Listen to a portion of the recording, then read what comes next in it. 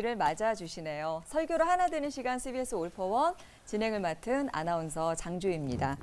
CBS 올포원 요 몇 주째 하나님 나라를 만나는 지름길, 팔복에 대해서 이야기하고 있는데요. 오늘 5번째 시간입니다. 예수님께서는 긍휼히 여기는 자는 복이 있나니 긍휼히 여김을 받을 것이미요 라고 말씀하셨어요. 그렇다면 긍휼히 여기지 않는다면 복을 받지 않는 걸까요? 그러네. 성경에 유난히 많이 등장하는 긍휼, 여러분께서는 어떻게 이해하고 계신지요? 저는 제가 하나님 아버지의 마음이라는 찬양을 불렀잖아요. 네. 그러다 보니까 시편의 그 긍휼이라는 단어, 이 단어가 저에겐 되게 크게 와닿을 때가 많아요. 시편에 그런 말씀도 있잖아요. 아비가 자식을 불쌍히 여긴 같이 자기를 경외하는 자를 하나님께서 불쌍히 여기신다는 시편 103편 말씀, 103편 말씀. 그래서 저는 좀 뭐니 해도 그 아버지의 긍휼, 이게 제일 중요하지 않나 그런 생각해요. 네, 저도 시편 말씀이 생각나는데요. 액자 선물할 때 좀 많이 고르는 말씀인데 오직 나는 하나님의 집에 있는 푸른 감람나무 같으며 우리는 푸른 감람나무 노래도 있죠. 네. 하나님의 인자하심을 영원히 의지하리로다. 하나님의 인자하심 정말 너무 좋죠. 좋죠. 그런가 하면 우리 창우 씨 같은 분에게 필요한 말씀도 있더라고요. 네. 궁금하다. 악인은 그 길을, 아이고. 불의한 자는 그 생각을 버리고 여호와께로 아이고. 돌아오라. 그리하면 그가 긍휼히 여기시리라. 아멘해, 빨리 아멘. 아멘해. 너 아멘. 아멘. 그래서 저는 또 예수님께서 이렇게 말씀하시지 않았나 생각을 합니다. 예수께서 나오사 큰 무리를 보시고 불쌍히 여기사 그 중에 있는 병자를 고쳐주시니라. 네. 제가 좀 많이 아픈 것 같아요. 마음도 많이 마음도 아프고. 머리도 네. 괜찮아? 그러니까 네. 천국에서 많이 가졌는데 네, 정말 여러 상황에서 긍휼이 등장하는구나라는 생각을 하게 되는데요.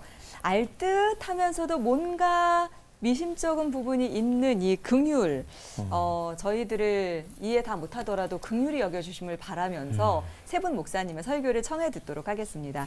서정호 목사님과 지영은 목사님, 하정환 목사님 오셨는데요. 먼저 서정호 목사님께 첫 설교 부탁드리겠습니다.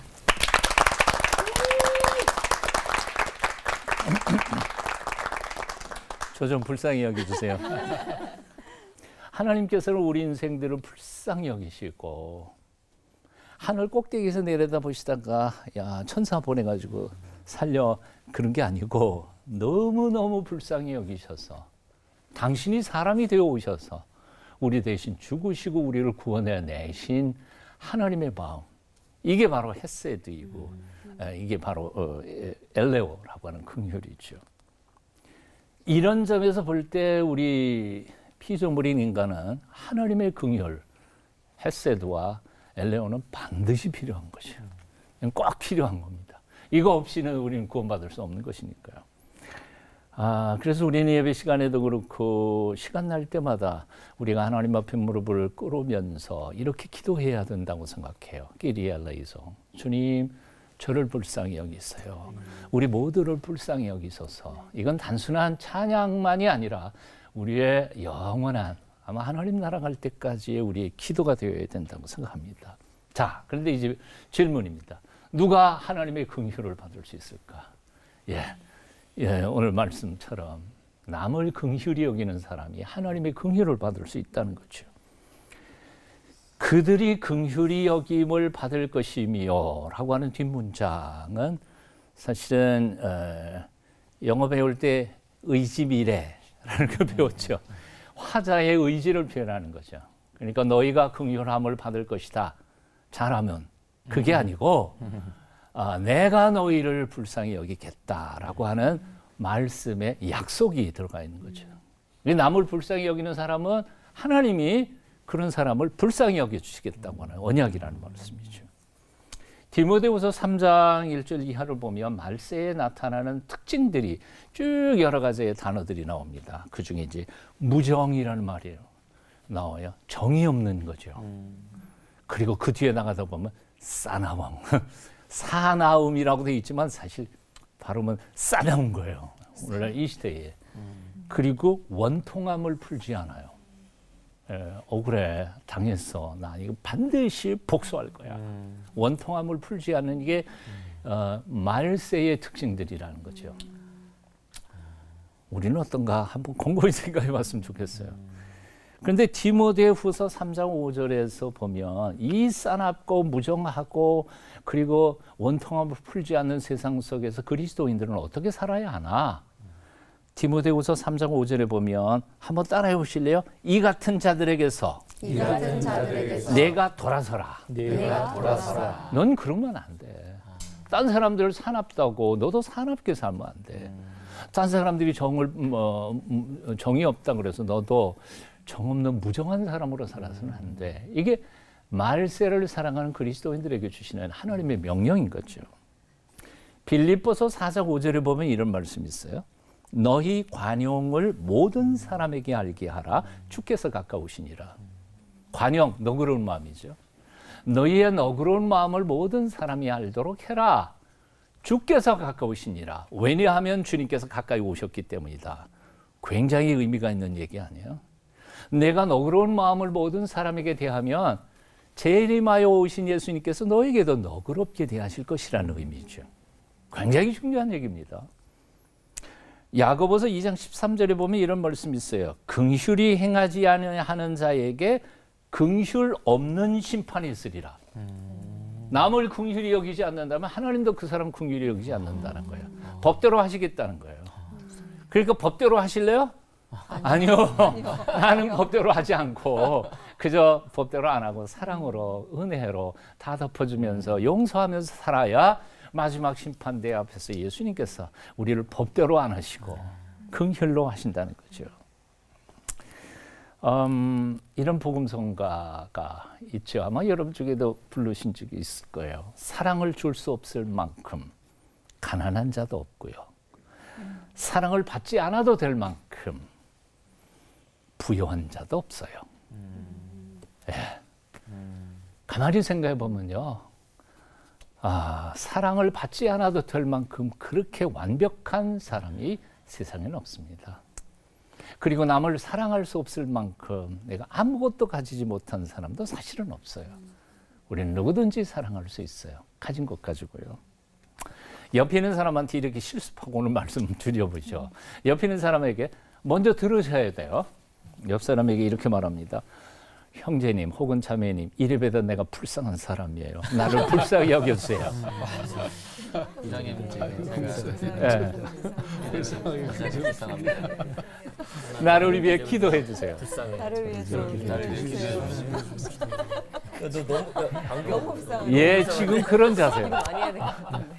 그런 자세로 서로를 긍휼히 여기며 긍휼히 여기고 긍휼함을 받으면서 살아갈 때 하나님께서 우리에게 베풀어 주시는 놀라운 평화와 평안의 축복이 여러분과 함께 하실 줄로 믿습니다. 아멘. 기도하겠습니다. 비정한 세상 한복판에서도 따뜻한 마음으로 서로 사랑하며 서로의 아픔을 함께 품고 위로하며 위로받으며 함께 살아갈 수 있도록 우리에게 믿음을 주시옵소서. 예수님 이름으로 기도합니다. 아멘.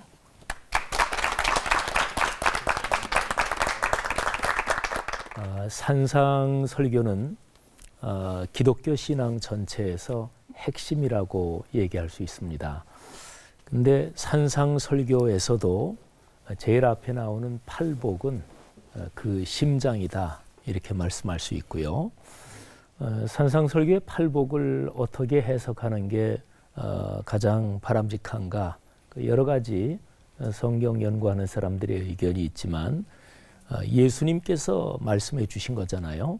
그래서 예수님, 그분의 삶, 또 그분의 가르침, 그거를 통해서 팔복을 해석하는 게 가장 바람직하다. 저는 그 생각이 제일 좋다 그렇게 생각을 합니다. 그래서 긍휼히 여기는 사람이 복이 있다. 바로 이 긍휼히 여기는 이 사람의 복, 이거를 예수님께서 가르쳐 주신 그 말씀에서 한번 찾아보려고 그래요. 산상설교가 마태복음에 나와 있으니까 사복음서 전체 다 말고 그냥 마태복음의 흐름에서 말이죠. 마태복음을 쭉 읽어보면 9장 38절에 긍휼히 여긴다. 다른 표현으로 남을 불쌍하게 여긴다 그런 말이죠. 예수님께서 무리를 보시고 불쌍히 여기시니 이는 그들이 목자 없는 양과 같이 고생하며 기진함이라. 마태복음 9장 38절인데 요 구절 요게 끝나고 나서 예수님께서 12제자를 세우십니다. 그러니까 예수님이 12제자를 세우시고 세상으로 파송하시면서 하나님 나라를 전하시고 이런저런 일을 하시는 동기가 뭐냐?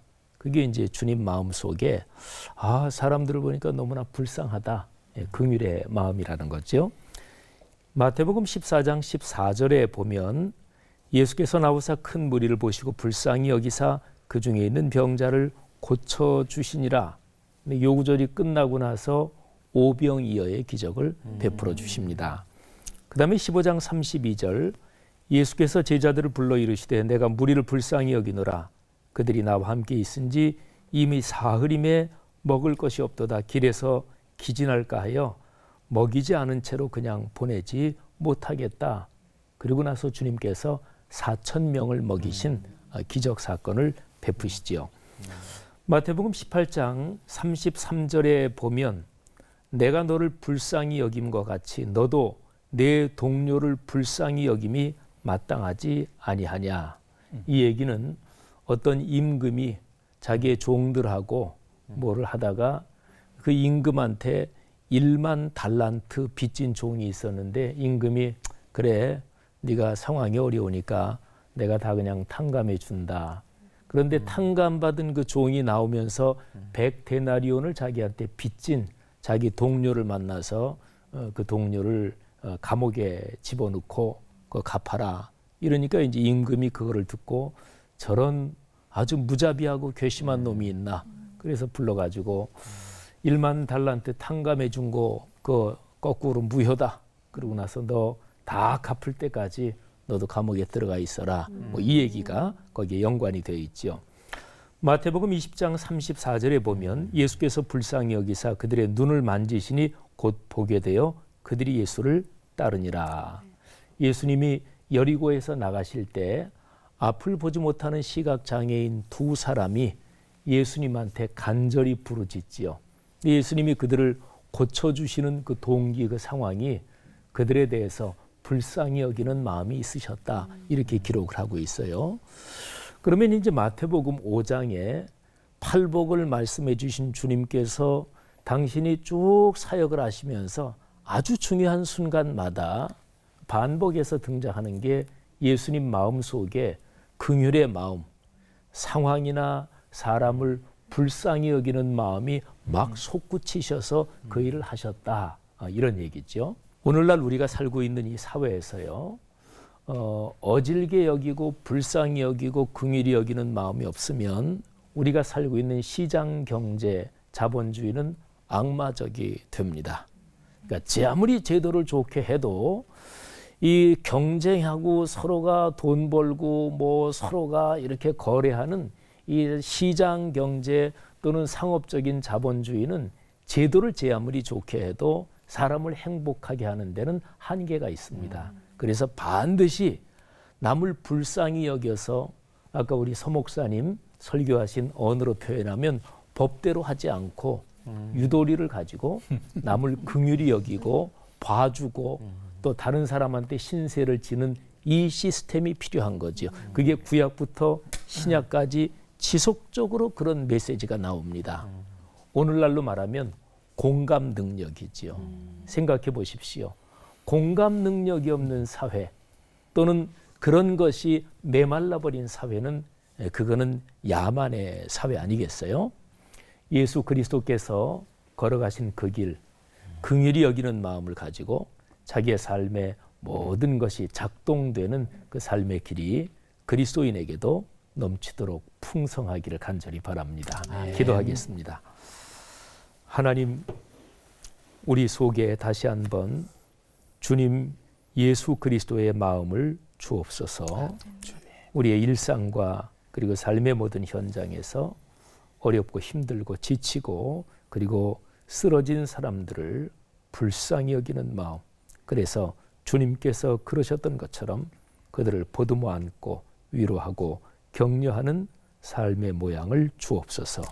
예수님 이름으로 기도 올립니다. 아멘.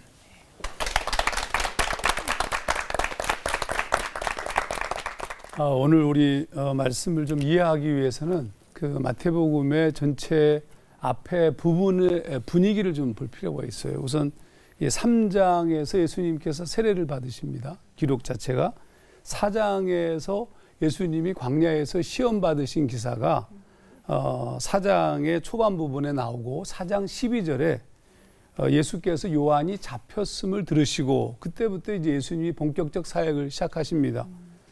4장 17절 이렇게 쓰고 있어요. 이때부터 예수께서 비로소 전파하여 이르시되 회개하라 천국이 가까웠느니라 하시더라. 그리고 이어지는 기록이 갈릴리 해변에서 제자들을 부르신 기사가 18절에서 22절 그리고 난 다음에 본격적인 사역이 시작되어집니다. 이 본격적인 사역의 핵심들은 뭐냐 하면 많은 사람들을 고치고 뭐 이런 거죠. 그러니까 이게 하나님 나라의 임재 현상이에요. 하나님 예수 그리스도가 하나님이시기 때문에 그분이 계신 곳이 바로 하나님 나라가 이루어지는 곳입니다. 그러니까 모든 문제가 해결되어지죠. 그 하나님 나라의 놀라운 것들을 바라보면서 4장의 마지막 절이 이렇게 쓰여져 있습니다. 수많은 무리가 따르니라. 수많은 무리가 예수님이 가는 곳곳마다 몰려들기 시작하였다는 거죠. 그러면 5장 1절부터 소위 산상수훈이 시작되어지는데 그 수많은 무리들을 만났을 때 그들에게 말씀하신 겁니다. 이게 굉장히 중요한 개념이죠. 그러면 여러분 그때 주님께서 말씀하시고 계신 그 시작 이렇게 써 있어요. 심령이 가난한 자는 복이 있나니 천국이 그들의 것입니다. 이게 첫 번째 팔복의 처음이잖아요. 근데 이게 매우 재미있는 것이 그 당시가 사람이 살고 싶지 않을 만큼 척박한 시대였습니다. 로마의 통치하에 있었던 특히 유대인들이라든지 갈릴리 지역의 뭐 소위 말하면 천민들이나 이런 사람들의 입장에서 보자면 굉장히 힘든 시대죠. 어떻게 살 것인가에 대한 물음을 던지고 있는데 그때 주님이 하셨던 말씀이 처음 얘기도 천국에 가까웠느니라 하나님 나라를 얘기했어요. 이 세상을 살고 있는데 이 세상을 말하는 것이 아니고 저 세상을 말하고 있는 거예요. 이 세상에서 예수 믿고 복 받고 잘 살고 이런 개념이 아니고 하나님 나라를 얘기하는 거죠. 그러니까 예수님께서 팔복을 산상수훈을 얘기하는 핵심적 포인트는 이 세상적인 것이 아닙니다. 천국이죠, 천국. 그래서 천국을 선포하시고 그리고 산상수훈을 시작하시면서도 첫 얘기가 천국을 얘기하잖아요. 하나님 나라. 자, 그러므로 팔복은 하나님 나라는 누구의 것이고 어떤 사람의 모습이 하나님 나라가 이루어진 모습인가 이걸 설명하고 있는 부분이라는 사실을 알 수 있습니다. 그 같은 관점에서 긍휼히 여기는 자를 이해할 필요가 있습니다. 우선 긍휼히 여기다. 이건 번역이 약간 조금 좀 위험합니다. 왜냐하면 개념 자체가 긍휼히 여긴다는 느낌이 들어서 그래요. 원래 이게 지금 원래 헬라어 성경을 보게 되면 소위 더 플러스 형용사 이제 호이 엘레에모네스 그러니까 영어로 얘기하면 더 멀시풀 이렇게 썼어요. 더 플러스 형용사는 아시죠? 예. 명사로 번역해야 돼요. 그러니까 긍휼히 여기는 사람이 아니라 긍휼한 사람이에요. 그래서 다른 번역본들 예를 들면 새 번역은 자비한 사람, 쉬운 성경은 자비로운 사람 이렇게 번역을 했습니다. 이게 맞는 얘기입니다. 무슨 얘기냐면 긍휼히 여기는 자는 좀 위험합니다. 어떤 위험성이 있느냐면 행동주의적으로 행동론적으로 이해할 수 있어요. 그러니까 내가 누구를 긍휼히 여기면 내가 긍휼히 받을 것이다. 그게 아니고 존재론적으로 이해를 해야 돼요. 내가 긍휼한 사람, 자비한 사람. 그러니까 자비로운 자, 스스로 긍휼한 자가 긍휼한 행동을 하는 겁니다. 자, 이런 관점에서 좀 살펴보도록 하겠습니다. 사실 이 얘기를 할 수 있는 매우 중요한 성경의 얘기 중에 하나가 1만 달란트 빚진 자입니다. 마태복음 18장 23절 그러므로 천국은 그 종들과 결산하려 하던 어떤 임금 같으니 이렇게 썼습니다. 팔복과 같이 무엇에 대한 이야기? 천국에 대한 얘기예요. 천국은 그 종들과 결산하려 하던 어떤 임금과 같으니 천국을 설명하는 겁니다. 지금 계속.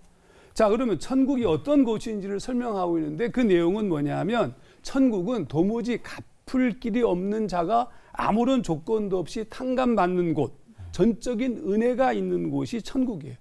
거기는 하나님의 긍휼이 전부일 뿐입니다. 그러니까 이 임금이 그 종의 주인이 불쌍히 여겨 놓아보내며 이렇게 그 종을 그 빚을 탕감하여 주었다 이렇게 쓰고 있는 것처럼 불쌍히 여김이 모든 이유예요. 그를 긍휼히 여기신 겁니다. 이것이 천국이죠. 하나님이 통치하시는 나라의 당연함입니다. 그런데 1만 달란트 탕감받은 종이 자신에게 100데나리온 빚진 자를 만났을 때 정의를 요구했어요. 정의. 이거 작은 액수는 아니에요. 사실은. 그렇지만 1만 달란트에 비하면 상상할 수 없이 적은 액수예요. 그런데 그렇게 사정했음에도 불구하고 법대로 처리하여서 감옥에 넣었습니다. 그 말은 뭐냐면 1만 달란트 탕감받은 자가 스스로 천국의 사람이 아니라는 것을 삶을 통해서 증명해 버린 겁니다. 그러니까 우리가 얻은 천국, 구원이라는 것은 1만 달란트 빚진 자가 받은 용서와 비슷한 것이고 값없이 의롭다함을 얻은 거예요. 이걸 칭이라고 부르잖아요. 그리고 그 사람, 그 1만 달란트 용서받은 자는 무엇의 요청을 받느냐 하면 너도 그렇게 살아라는 요청을 받아요. 1만 달란트 엄청난 액수를 용서받았는데 그러면 이거는 무슨 얘기냐면 그렇게 했으니까 이제 너 흉내를 내면서 살지 말라는 뜻이에요. 그냥 존재론적으로 그렇게 변화된 삶을 살아라. 근데 1만 달란트 빚진 자가 탕감받은 자가 용서할 대상이 없어요. 1만 달란트 자격이 빚진 자가 없어요. 엄청난 액수거든요. 근데 고작 100데나리온이야. 이건 가능한 거죠. 그러므로 여기서 매우 중요한 부분은 뭐냐 하면 우리가 긍휼이라는 것도 흉내내는 거예요. 그분께서 우리에게 베풀어 주신 긍휼에 발꽃패 표현이 좀 나지만 그거밖에도 안 돼요. 그런데 우리가 그 긍휼을 살며 기뻐하는 사람, 그런 사람을 진짜 하나님의 긍휼을 누린다는 거예요. 어떤 긍휼? 1만 달란트 탕감받은 그 놀라운 은총과 은혜를 누릴 수 있다는 겁니다. 우리가 1만 달란트 탕감받은 자로서 내게 100데나리온 이 세상에서 어떤 것으로도 그분의 은혜를 갚을 길이 없어요. 그런데 그렇게 갚아 나갈 때 우리에게 찾아오는 것이 뭐냐? 하나님의 전적인 은혜, 1만 달란트 탕감받은 은혜를 경험한다는 뜻이죠. 여러분 그렇게 살아야죠. 그 은혜가 여러분과 우리 가운데 있기를 주의 이름으로 축원합니다. 기도하겠습니다.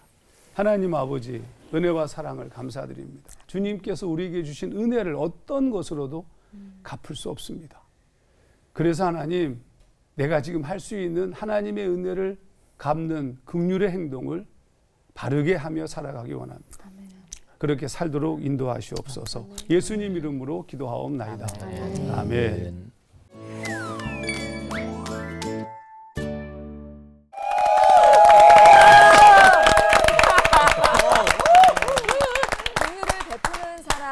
긍휼함을 타인에게 받을 것이고 긍휼을 베풀지 않으면 긍휼 없는 심판을 받는다. 와, 긍휼에 대해서 정말 자세하게 들었는데 들은 소감이 어떠신가요? 약간 요즘 다른 생각이긴 한데요. 긍휼을 여김을 받는다라고 생각하면 또 이제 약간 자존심이 또 상할 남자로서 자존심이 상할 수도 있고 또 내가 또 긍휼히 여길 수 있나? 라는 생각도 들기도 하고 뭐 긍휼은 또 아무나 하나? 뭐 이런 생각. 뭐 그런 노래도 있잖아요.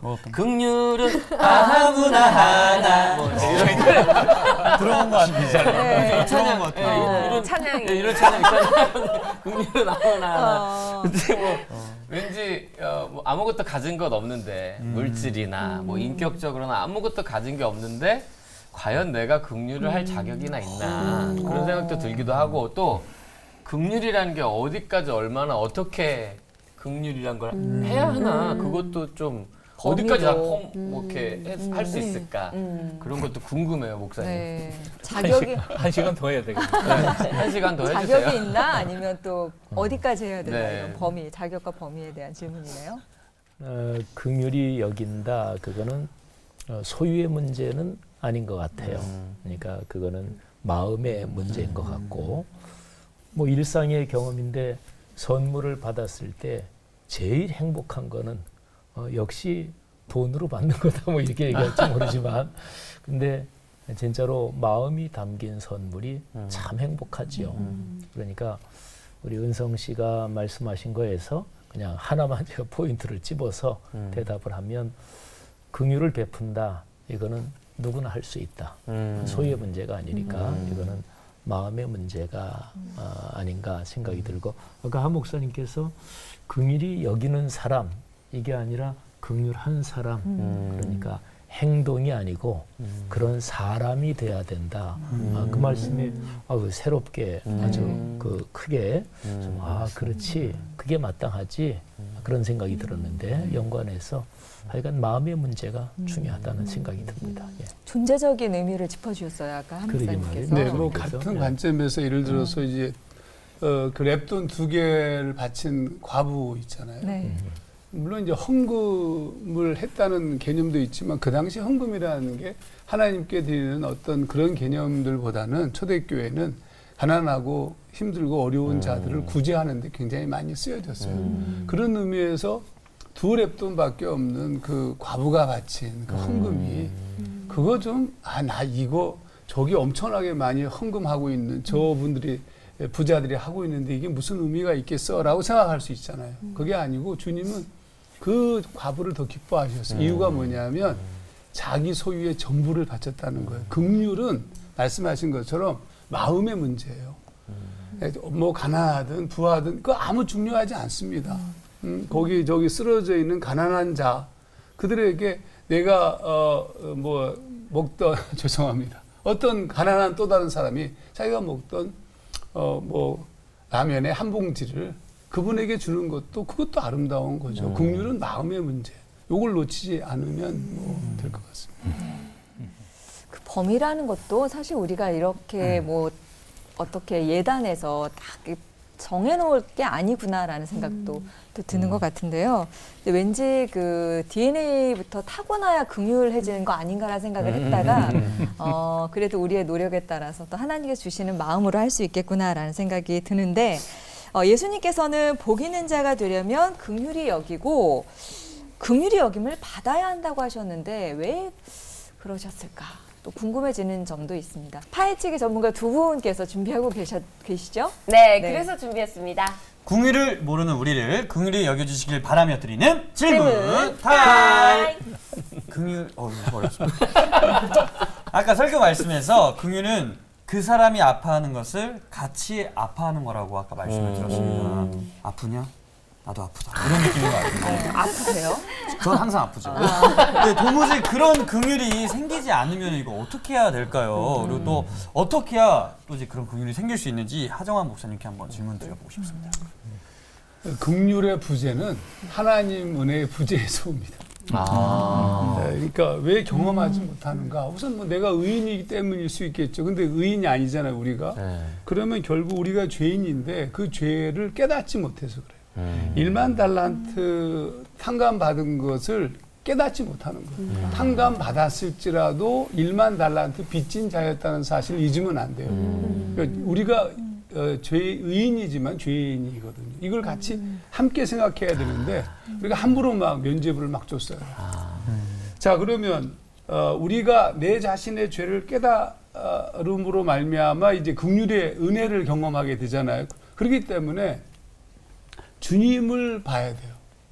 주님을 보면 볼수록 십자가에 달리신 주님이 나를 위해서 죽으셨으니까 그분을 보면 볼수록 우리의 죄가 보이죠.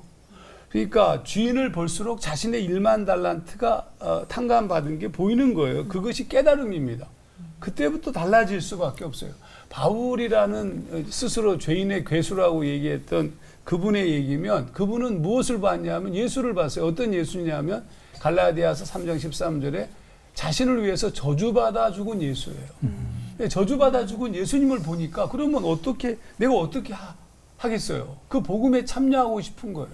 그 복음에 참여하고 싶은데 참여할 수 있는 방법이 없어요. 그러니까 자기가 할 수 있는 방법들을 찾게 되었는데 그게 이방인이에요.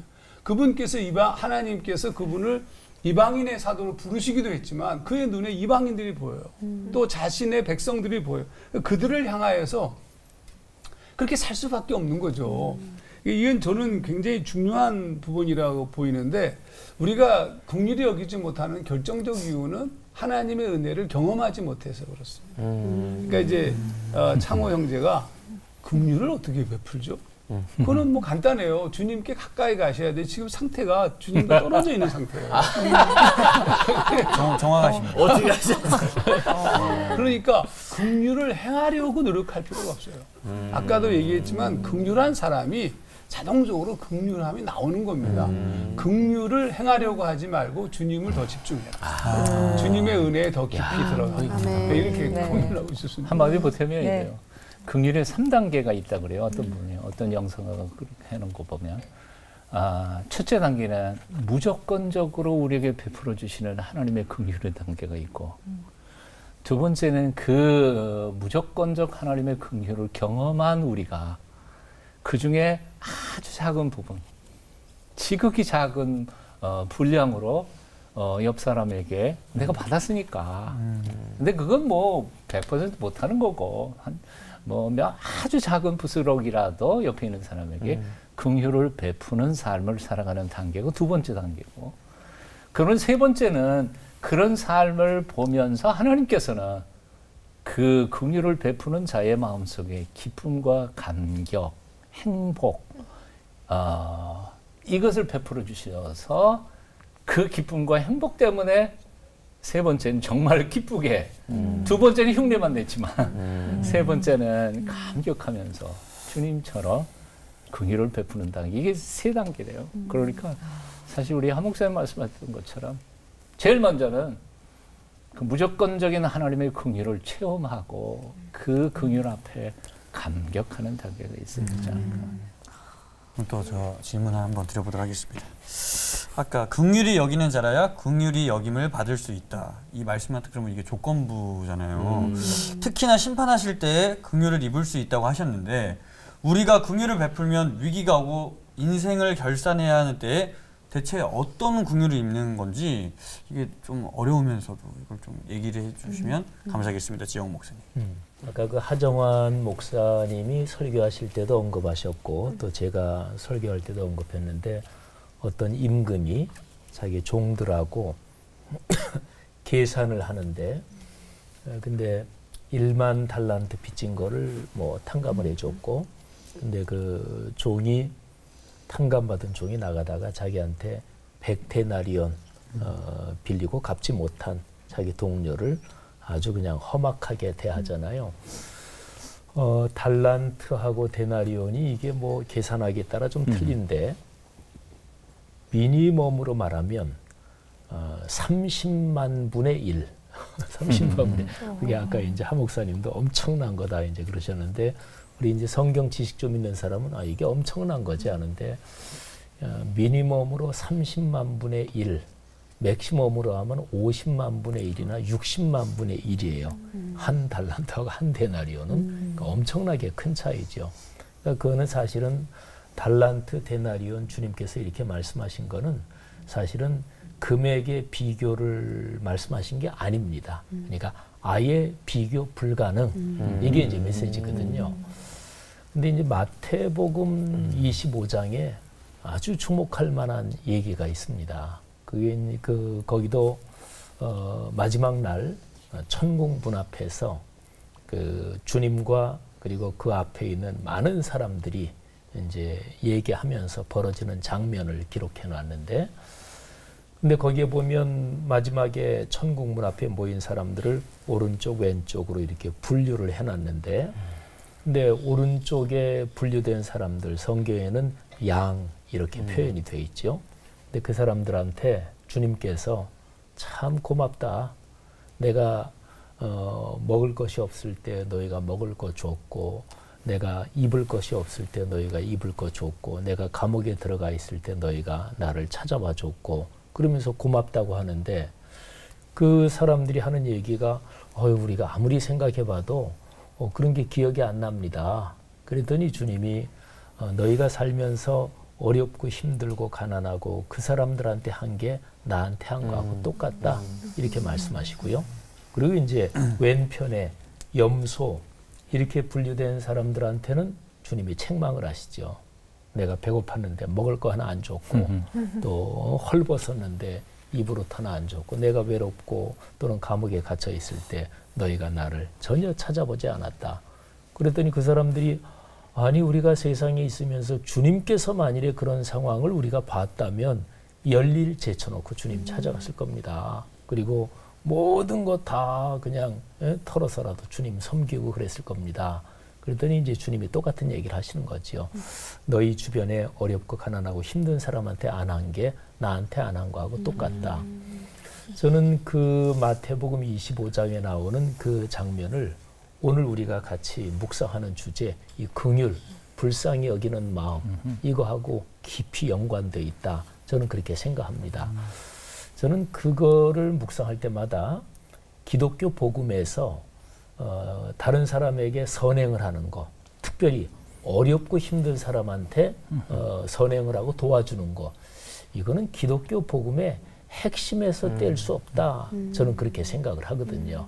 그러니까 그렇게 보면 불쌍히 여긴다. 또 아까 제가 메시지 할 때는 공감 능력이라고 했는데 공감 능력, 그거는 그리스도인이라는 존재에게서 가장 기본적인 건데, 근데 그 근원은 우리 그 이제 하 목사님 말씀하시고 대답하신 그 표현을 빌리면 공감 능력, 불쌍히 여기는 마음을 가지는 근본적인 이 근원 시원은 하나님이 우리를 불쌍히 여기시고 우리에 대해서 공감하시고 눈높이를 낮추신 그 하나님의 위대한 행동에 있다.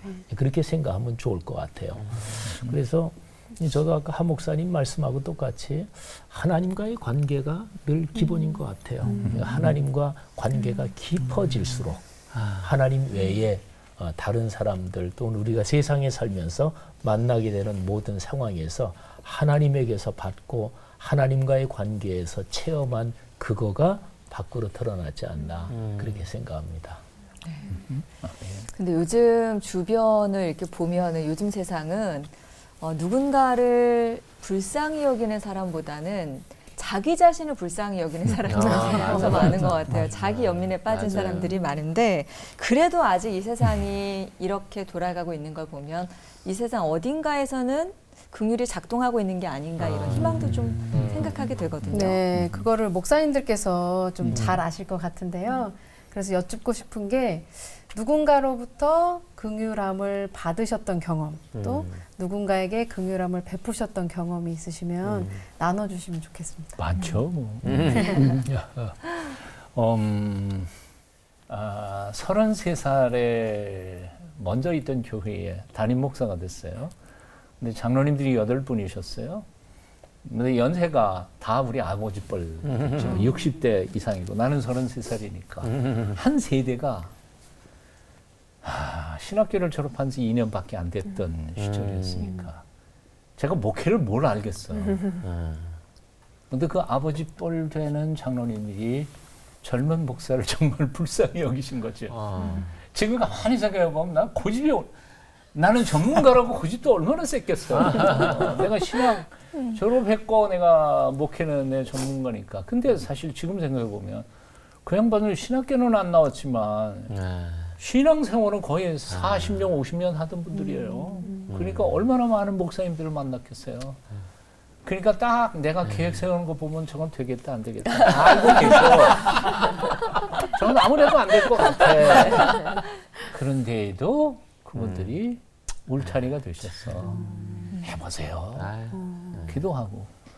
그러고 한 2년, 3년 하다가 그냥 버리버리야 하고 불쌍히 여겨주시는 평신도들의 그것 때문에 제가 지금까지 왔지. 죄인이죠, 뭐. 제가 신학교 3학년 때입니다. 그때에 서울의 응암동의 어떤 교회에서 중고등부 학생부를 맡아서 그때 이제 담임 목사님이 저한테 그냥 전도사도 아니고 그냥 지선생 이렇게 불렀고 그냥 학생들이나 다른 사람은 저한테 전도사님 이렇게 불렀어요. 저는 고등학교 졸업하고 바로 신학교 갔거든요. 그러니까 신학교 3학년이니까 뭐 만으로 하면 뭐 21살, 뭐 기껏해야 22살 이때죠. 근데 경기도 도평리 쪽으로 여름 수련회를 갔어요. 옛날에는 뭐 요즘은 다 수양관 이런 데로 가지만 옛날에는 텐트 치고 다 그렇게 갔잖아요. 강가로. 근데 수련회 이제 하는 중에 이게 저녁 때 컴컴해졌는데 이게 비가 쏟아지기 시작하는 거예요. 그럼 바람도 불고.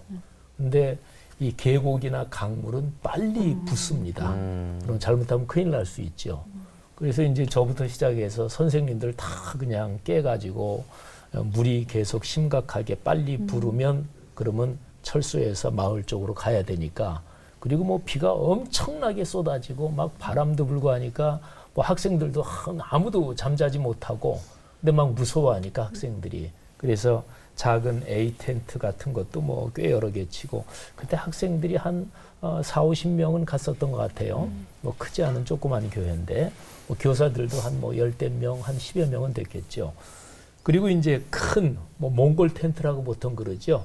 본부석 텐트 그것도 쳤는데 학생들이 다 무서워하니까 다 큰 텐트로 모여라. 그래서 거기서 모이는데 이제 찬송을 불렀지요. 거기 선생님 중에 기타 잘 치시는 분이 찬송을 이렇게 부르고 그랬는데 비가 약간 잦아드는 거예요. 그래서 저는 어쨌든 전도사고 제가 지도자니까 그래서 걱정하지 말라고 괜찮을 거라고 그러면서 비도 점점 잦아들고 그래서 마음속으로는 이렇게 안도감이 들고 그러는데 조금 있다가 막 비가 엄청나게 더 막 세지고 바람이 막 더 부는 거예요. 근데 지금도 그때 제가 심정이 생생해요. 막 당황스럽고 어떡하지? 어쩔 줄을 모르겠는데 그때 마침 기타를 치면서 노래를 인도하고 있던 선생님이 있죠. 저는 그때 뭐 20대 갓 초반이고 근데 그분이 30대 중반이나 아마 더 좀 들었든지 근데 제가 그 순간에 막 당황스럽고 그래서 근데 제가 무서워할 수는 없잖아요. 근데 그 선생님을 딱 봤는데 그 선생님의 눈빛하고 저하고 마주쳤어요. 근데 저는 지금도 그 선생님의 눈빛을 잊을 수가 없어요. 그 선생님이 저랑 딱 눈빛을 마주쳤는데 이렇게 눈으로 말하고 계셨어요. 전도사님 괜찮아요. 걱정하지 마세요. 그러면서 선생님이 찬송을 우리 같이 우리 찬송합시다. 그러면서 찬송을 하던. 근데 그때 짧은 시선이었지만 저는 그때 그 선생님의 눈빛을 보고 굉장히 근데 저는 나중에 그 선생님한테 아유 집사님 선생님 진짜 고맙습니다. 이렇게 얘기 드린 적은 없어요. 근데 그때 그분이 저한테 보내주신 그 눈길 저는 지금도 그 장면이 그래서 일생을 걸어오면서 사람이 뚜렷하게 생각이 나는 게 있잖아요. 저는 그게 굉장히 인상 깊게 저한테 박혀 있고 그러니까 그분이 얼마나 제가 불쌍했겠어요. 고등학교 졸업하고 신학교 가서 겨우 신학교 3학년인데 한참 젊은 사람 그분하고 거의 한 10살 이상 차이 나고 뭐 그런 상황인데 참 제가 얼마나 안 됐고 불쌍하고 그런데 전도사님 힘내셔요. 괜찮아요. 이렇게 그래서 아까도 그런 질문했지만 긍휼을 베푸는 거는 소유 가지고 하는 게 아니라 눈길 가지고 아까 목사님 눈물이라 그랬잖아요. 근데 물이 없어도 되더라고요. 눈빛만 괜찮아도 이게 다른 사람한테 힘이 되더라고요. 네. 뭐 저는 뭐 워낙 많은데 이건 뭐 어떻게 우선 뭐 하나님의 긍휼하심은 저는 굉장히 많이 체험했어요. 뭐 워낙에 이제 이렇게 뭐 제가 이렇게 울포원 할 때마다 제 가정사를 살짝 얘기했었기 때문에 오늘은 뭐 그건 다 생략하고요. 그러니까 이제 제가 이길 수 있는 방법이 없어요. 하나님의 긍휼하심이 계속되지 않으면 그 단계마다 넘어갈 수가 없더라고요. 그때마다 이제 제 어머니가 계셨죠. 또 제 아내가 있고 이건 뭐 어떻게 말할 수가 없습니다. 이게 하나님, 제 어머니, 제 아내. 근데 이제 그 워낙에 많으니까 그쪽은 빼고 제가 이제 고등학교 졸업한 다음에 신학교를 가게 됐는데 물론 고등학교 졸업해서 신학교 가게 된 동기가 무슨 뭐 주님의 부르심이라 이런 게 아니고요. 그냥 갔어요. 갈 곳이 없는 거예요.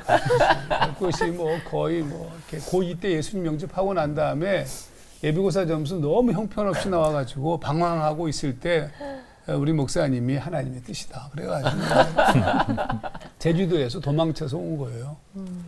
그런데 그러니까 제가 장발에다가 뭐 이렇게 정말 대학 신학교 시절에 음악다방에서 DJ 생활하고 그런데 이게 앞에 안 보이 진짜 신학생이었어요. 신학생이 뭐냐면 넥타이 메고 말씀 전하는 그런 그러니까 잘못된 신학생들이고 진짜 신학생은 존재론적인 질문을 던지면서 하나님이 계시냐 안 계시냐 그러면서 살아야 되는 거 아니에요. 그래서 이제 제가 이제 신대원 신학대학 다닐 때도 4.5 만점에 1.75를 유지하는 경고를 계속 받으시면 경고와 함께 하셨네. 진짜 하나님을 추구하는 그런데 이제 제가 하나님의 사랑을 긍휼을 어떻게 느끼냐면 우리 목사님이 편지를 보내왔어요. 1학년 때. 근데 저희 아버님이 중학교 2학년 때 주무시다가 심장마비로 급사하셨거든요. 술 중독자셨는데 그러니까 아버지 없이 자랐단 말이에요. 목사님이 내겐 아버지 같았어요. 근데 우리 목사님이 저한테 편지를 보내는데 첫 마디가 이래. 사랑하는 내 아들 정하나 보아라. 다 무너졌어요. 그러니까 제가 이게 삶을 끌어가는 데 있어서 그 하나님의 사랑 때문에 버티고 또 제 어머니의 희생 때문에 버티고 저를 기다려 주신데 제 아내 때문에 버티고 속마음이 나오셨어요. 정확하게 표현을 하셨는데 왜 네. 고치셔요? 그 정확한 거예요. 되게 맞는 표현이시죠. 니를 네. 여기는 네. 다 사람들이 많으니까 네. 조금 이제 교정한 거지. 그렇습니다. 실제로 정확. 네, 속마음이 나오셨습니다. 우리 목사님의 그 한마디 문장이 이제 걸어갈 수 있는 힘을 주시더라고요. 그래서 긍휼이라는 것은 사람을 살게 만듭니다. 그러니까 뭐 어떤 종류든지 간에 우리가 이 세상에 어떤 형태로든지 간에 하나님의 은혜에 대답하는 방식이 긍휼인데 그걸 놓치지 말고 걸어가야 될 이유가 여기 있는 거죠. 그 목사님께서 소천하시 아직 계시는 아니 소천하셨습니다. 하 목사님 얘기를 들으면서 또 든 생각이 그런 누군가의 사랑을 받을 때 내가 뭐라고 또 이분의 이런 사랑을 받나 맞아, 싶어서 되게 울컥할 때가 있잖아요. 근데 하물며 하나님의 사랑을 느끼면 정말 긍휼하지 않을 수 없겠다 이런 생각을 하게 됩니다. 자, 오늘 그 뭉클한 기억을 떠올리면서 오늘 받은 은혜를 정리해봤으면 좋겠는데요. 긍휼히 여기는 자의 복은 나에게 한마디로 네모다. 이 네모 안에 무엇을 넣을까요? 하정원 목사님. 주를 닮아감? 닮아감. 예. 그냥 뭐 당연히 그를 닮아가지 않으면은 안 될 것 같아요. 그게 점점 주님을 조금이라도 닮아가는 모습이 내게는 이게 복이다. 뭐 다른 복 그보다 네. 긍휼한 마음이 조금 생기는 것 자체가 이게 복이다 이런 느낌을 갖습니다. 저로서는 내 인생의 기말 시험 문제다 이렇게 얘기하고 싶은데요. 아까 마태복음 25장 그 말씀처럼 마지막에 하나님 아버지 앞에 섰을 때 그래 내가 내게 베풀어 준 사랑 또 긍휼히 여기는 그런 은혜를 너는 또 다른 사람과 어떻게 나누며 살았니? 이 질문을 꼭 하신다고 성경에 기록이 되어 있으니까 그래서 내 인생의 기말 시험 문제 이렇게 표현하겠습니다. 최소한의 나의 징표. 최소한의 나의 징표. 뭔 얘기인 거 아니에요? 뭐 내가 다른 사람을 긍휼히 여겼다고 해서 그것이 선행이 되거나 근거가 되어서 하나님의 긍휼을 받는다는 건 말이 안 되는 거고요. 그렇지만 그럼에도 불구하고 내가 누군가를 절대로 긍휼히 베풀 수 없는 데에도 불구하고 긍휼히 여겼던 사건이 한두 개라도 있으면 하나님 앞에 하나님 나 요만큼 했잖아요. 그러니까 요것만이라도 기억해 주시고 나를 불쌍히 여겨주세요. 나는 징표라고 그럴까 낯짝이라고 그럴까 낯짝은 너무 심한 것 같아서 징표로 바꾸셨군요. 하나님 앞에 가지고 나아가서 하나님의 긍휼을 구하는 아주 작은 것이라고 생각합니다. 네. 자, 우리 올포원 식구들은 이 시간이 되면 고민이 많아지실 텐데 긍휼히 여기는 자의 복은 한마디로 네모다. 누구부터? 마주씨 손 든 건가요? 아니야. 그런데 손 들은 거 같아요. 손 들은 거 같아요. 네. 긍휼은 천국으로 갈 수 있는 달란트? 달란트다? 고민 중이셨군요. 네. 네. 천국으로 갈 수 있는 긍휼을 길. 제가 뭔가 누군가에 대해 베풀 때마다 뭔가 저도 달란트를 이렇게 받아가지고 저 이만큼 달란트 시장 한번 모았어요. 해야겠다고. 네. 저 들어가도 되나요? 네. 선생님 이렇게 네. 한번 수습을 급 해보겠습니다. 데나리온이 아니라서 다행이네요. 네. 그러니까. 배웠어 창호. 네. 네, 데나리온. 자, 창호 씨는 네. 어떻게 정의하시겠어요? 저는 이게 긍휼력에는 잘 문법에 맞고 이게 맞는지 잘 모르겠지만 젖고 적시는 거라고 좀 하고 싶습니다. 괜찮은데요? 네, 좀 이게 복이든 뭐 뭔가 나에게 좀 긍휼이 나에게 젖었으면 또 내가 누군가에게 또 적실 수 있지 않을까. 흘러보내는. 좋네요. 저는 새벽 배송이다. 뭐야? 네, 아침마다 로켓 배송? 네, 하나님이 주시는 그 은혜와 긍휼을 좀 매일 아침마다 배송받고 싶어서 생각했습니다. 그렇군요. 네. 저는 일반 달란트.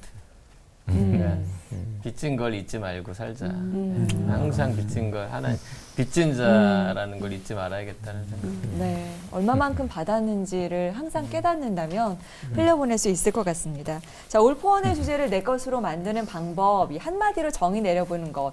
시청자 여러분께서도 꼭 해보셨으면 좋겠고요. 자, 오늘 끝인사 다 같이 힘차게 외치면서 마쳐보도록 하죠. 네, 알겠습니다. 긍휼이 여기는 복으로 긍휼이 하나님과 하나 되는 시간. 올 포원!